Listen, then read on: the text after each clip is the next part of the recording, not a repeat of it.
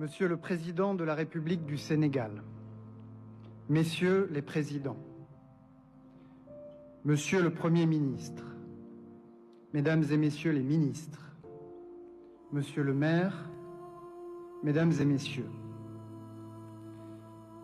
il venait du Sénégal, des Comores, du Congo, de Côte d'Ivoire, du Gabon, de la Guinée, de Madagascar, de Mauritanie, du Niger, du Tchad, du Togo, de ce qu'on appelait encore à l'époque la côte française des Somalies, le Dahomey, la Haute-Volta, l'Oubangui-Chari ou le Soudan français. Quittant leurs terres d'Afrique, leurs villages, leurs familles et leurs enfants, ils répondirent à l'appel de la liberté quand la France fut à son tour, dans cette lointaine Europe, envahie par l'Allemagne nazie. Enrôlés ou engagés par amour de la France, ils se couvrirent de gloire sur tous les fronts de la bataille de France. À Sedan, Bar-le-Duc, Neufchâteau, Rohrbach, Somote, à Amiens, à Bouglin-Val, à Aubigny, c'est en héros que les tirailleurs sénégalais écrivirent cette page de notre histoire, repoussant courageusement les coups de boutoir de l'ennemi malgré l'écrasante supériorité de ses moyens, s'illustrant au combat par des exploits sanctionnés par de si nombreuses citations et décorations militaires.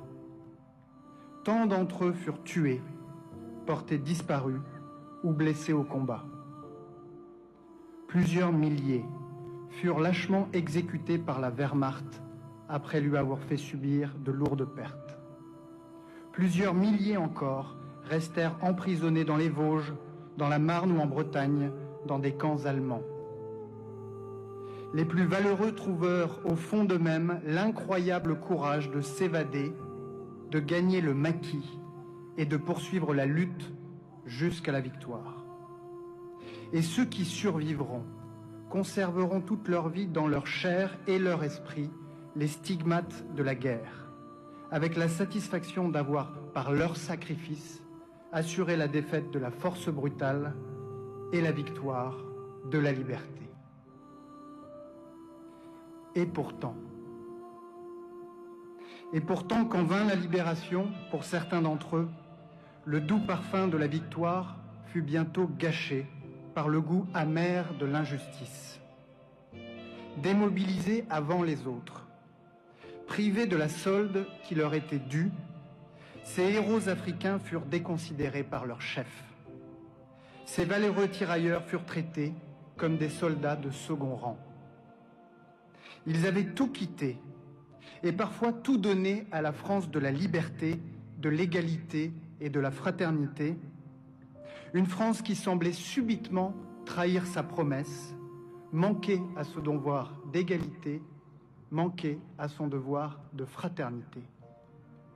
Ils ne purent faire autrement que de le lui rappeler.